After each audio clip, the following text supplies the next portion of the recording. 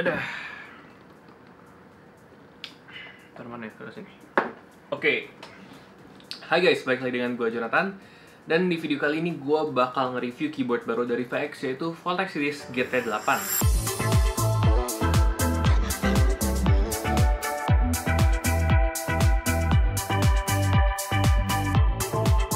Oke, jadi ini adalah syutingan kedua gue sebenarnya buat barang ini. Soalnya kemarin tuh sempat ada perubahan dari nama ya. Jadi kayak nanti akan gue bahas lagi sih sebenarnya perubahannya di mana. Tapi pertama kita bakal mulai dulu dari build quality barang ini. Dari segi build, jujur menurut gue first impression gue terhadap barang ini sih cukup baik. Nggak ada kayak flaw yang sangat amat langsung kayak appealing atau gimana gitu.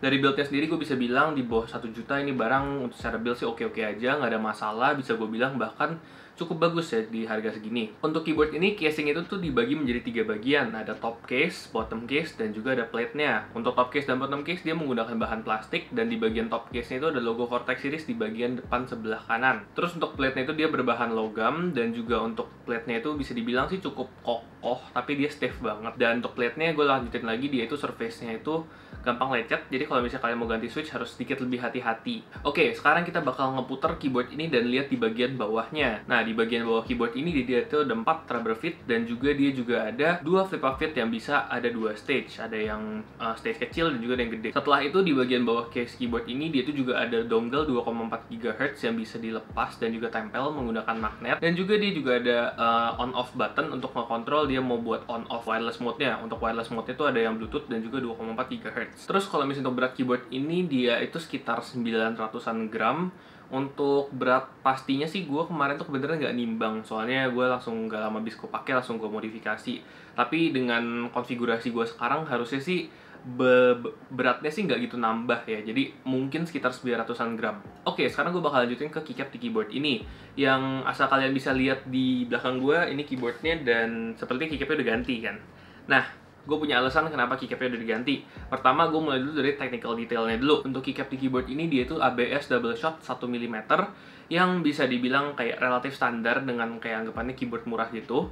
Tapi, sayangnya untuk keyboard ini, keycapnya tuh ada defect yang cukup signifikan ya di unit gue. Untuk unit orang lain gue kurang tahu, soalnya gue masih belum nonton review orang lain juga, tapi kebenaran di unit gue defect-nya sangat amat signifikan. Nah, tapi kalau misalnya untuk fontnya sendiri, dia itu tuh bukan pakai font yang alay atau yang gamery gitu, dan di beberapa keycap itu dia juga ada sub legends yang menggunakan laser etching untuk printingnya. Oke, sekarang gue jelasin kenapa gue ganti keycapnya langsung. Pertama, keycapnya itu bisa dibilang jelek, dan ini kayak beneran gue maksud jelek, soalnya kalau misalnya kalian bandingin dengan keycap anggap dari VX juga yang sebelumnya, itu bisa dibilang lebih bagus dibandingin apa yang dikasih di keyboard ini. Dan dari defect yang tadi gue udah sebut, menurut gue sih itu sangat amat mengganggu. Makanya gue juga langsung ganti ke keycap yang sekarang ini.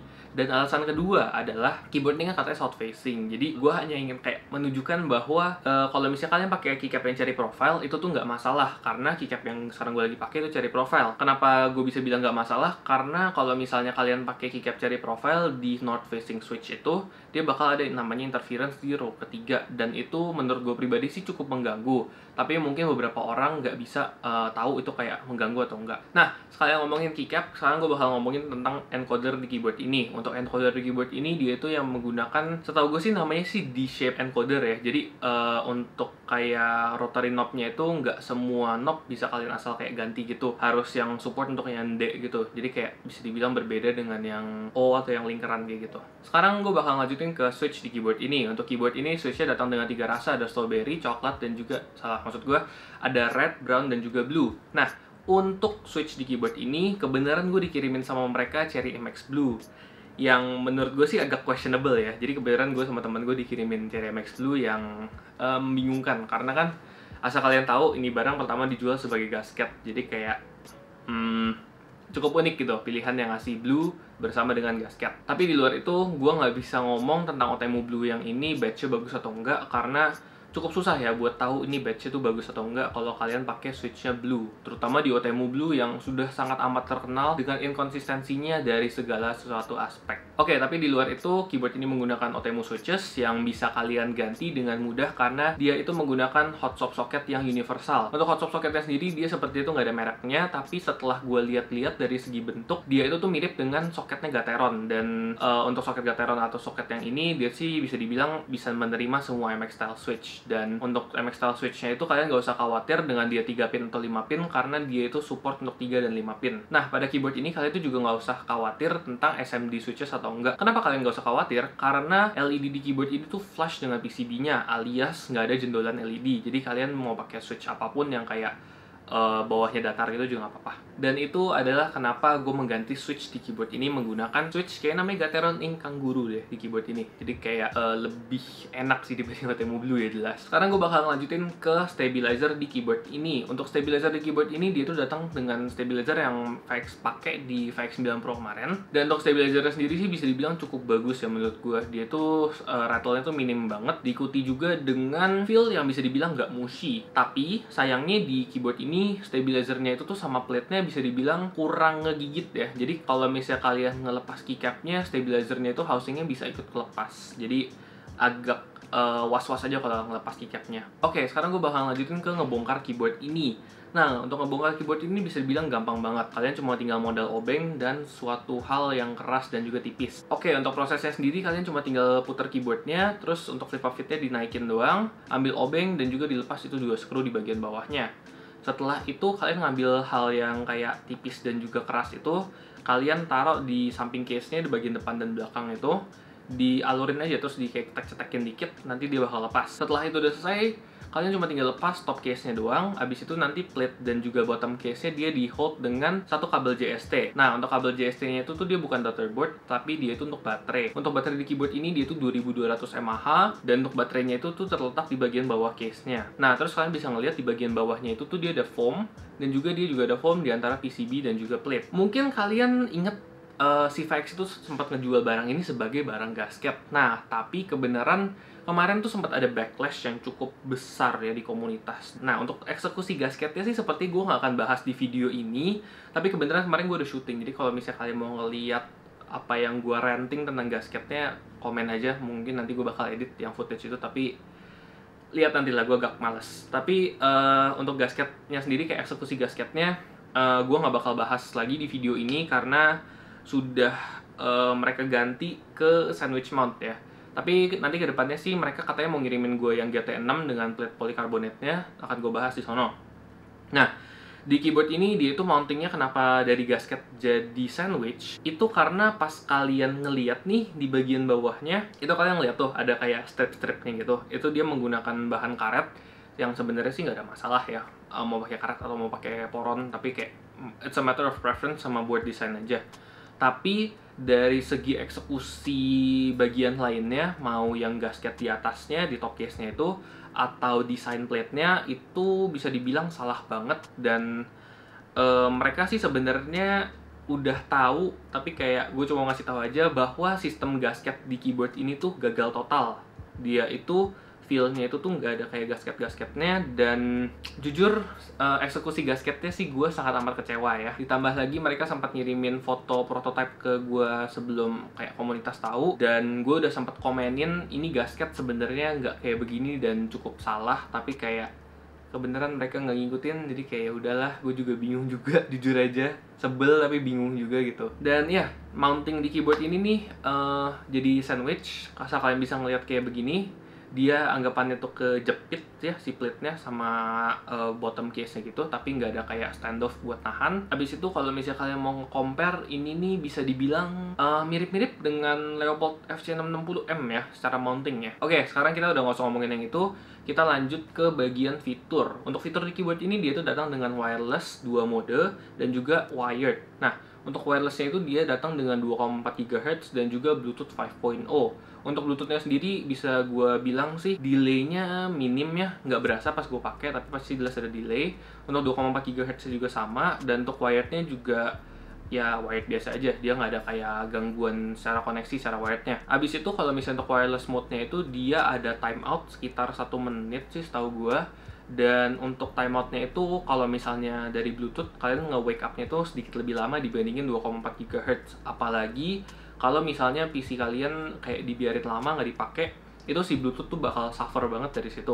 Kalau misalnya 2,4 GHz ya bisa dibilang pas kalian nge-wake up-nya itu tuh kurang lebih cuma setengah detik lah. Jadi kurang lebih mungkin 2-3 keystroke nggak kebaca di awalnya. Oh ya, terus kalau misalnya kalian mau ganti mode Bluetooth-nya, itu kalian bisa menggunakan FN dengan 1, 2, 3. Itu untuk Bluetooth. Terus untuk nomor 4, dia itu adalah untuk 2,4 GHz, dan untuk 5, dia itu untuk USB. Kalau misalnya kalian masih first time pairing, kalian bisa tekan FN dengan misalnya 1, 2, 3 itu kalian tekan lama. Tuh, ntar dia bakal kedip-kedip jadi biru yang cepet gitu. Itu artinya dia lagi masuk ke pairing mode. Tapi kalau misalnya dia kalian pencet terus dia kedipnya pelan-pelan, itu artinya tuh dia lagi mencari untuk nge-connect ke device yang udah ke store di sini. Nah, keyboard ini kan wireless nih, pasti ada baterai. Untuk baterai tadi gue udah bilang 2200 mAh, dan untuk battery life-nya itu sih seharusnya kalau misalnya kalian pakai RGB tuh up to 1 minggu ya kalau 2200 mAh. Tapi kalau misalnya kayak gue nggak pakai RGB, ini mungkin lebih dari 2 minggu dia nggak bakal mati. Kemarin itu sih gue sempat ngetes dengan battery life-nya kurang lebih kayak setengah gitu, 30%. Itu 2-3 hari sih pakai RGB full on gitu. Dan ngomongin baterai, kalau misalnya keyboard ini lagi kalian cas, dia itu tuh di bagian bawah sebelah kiri di kontrolnya itu dia bakal ada LED hijau yang nyala.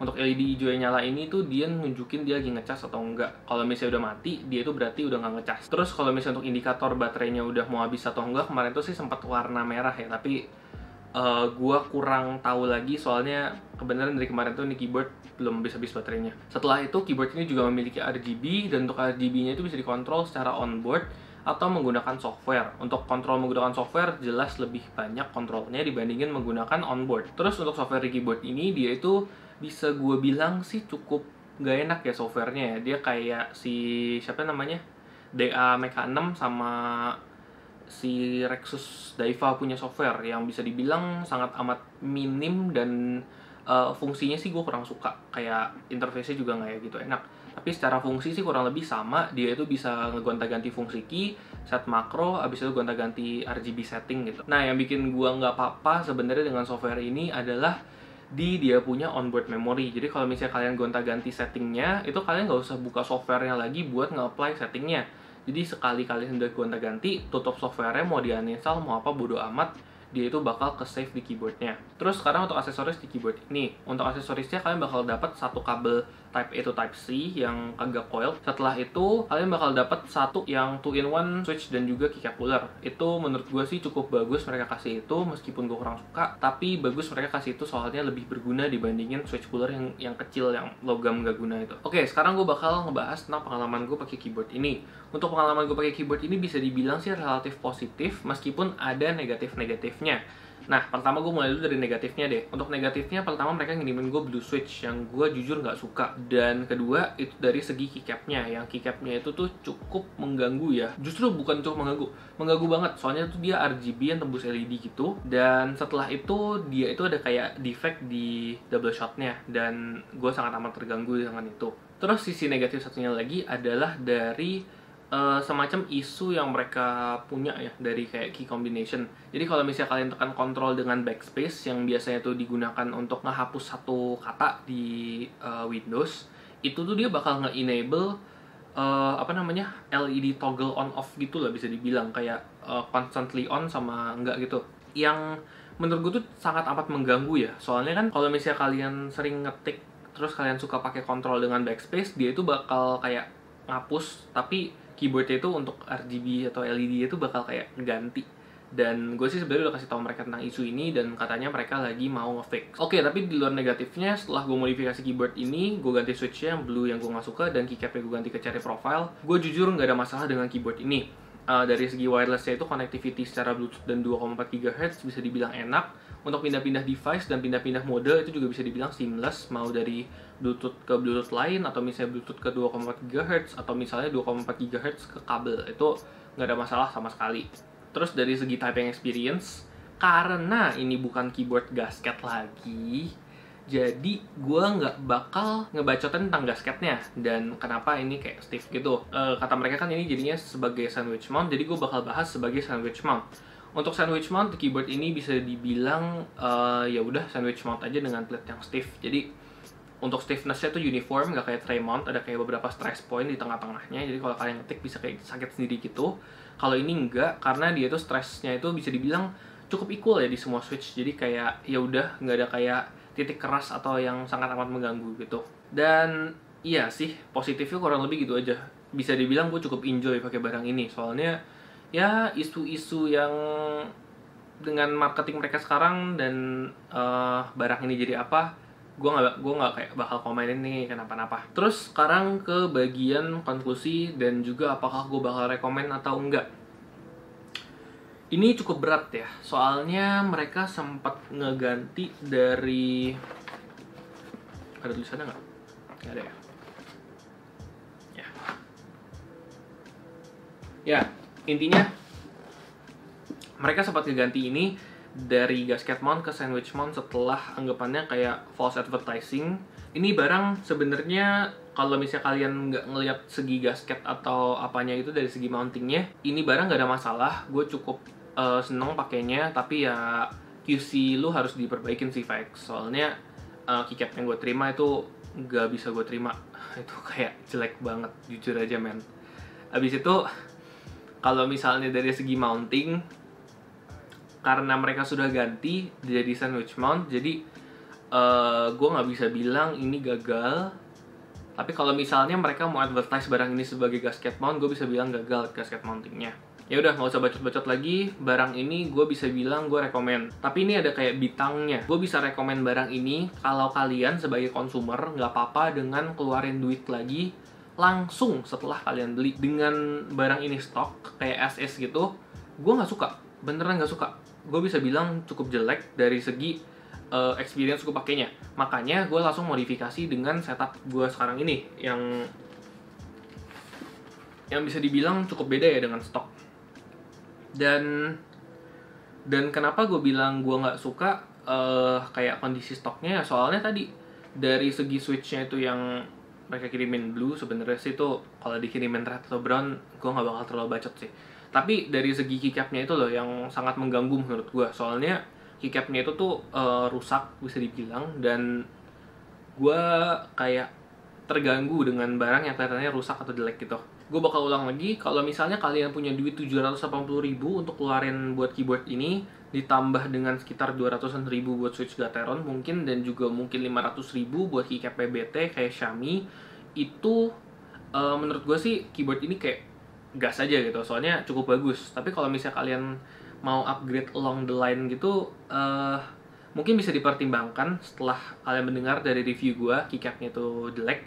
Jadi ya, silakan kalian pertimbangkan sendiri. Buat gue pribadi sih, gue nggak apa-apa dengan ngebeli terus gue langsung ngeganti keycap dan juga switchnya, tapi ya agak mengganggu sih sebenarnya menurut gue. Dan ya, untuk video kali ini seperti itu aja. Kedepannya sih gue kayaknya bakal ngomongin tentang GT6 dan juga PC plate-nya, apakah dia bisa menyelamatkan gasketnya atau enggak. Dan ya, untuk review gue kali ini segini aja. Terima kasih udah nonton sampai sini. Like dan subscribe kalau misalnya kalian suka dengan konten gue. Dan see you guys next time. Oh ya, gue lupa typing test setelah ini ya. Gue bakal compare stoknya sama yang udah gue modif ini. Nih, cakep kan suaranya. Bye-bye.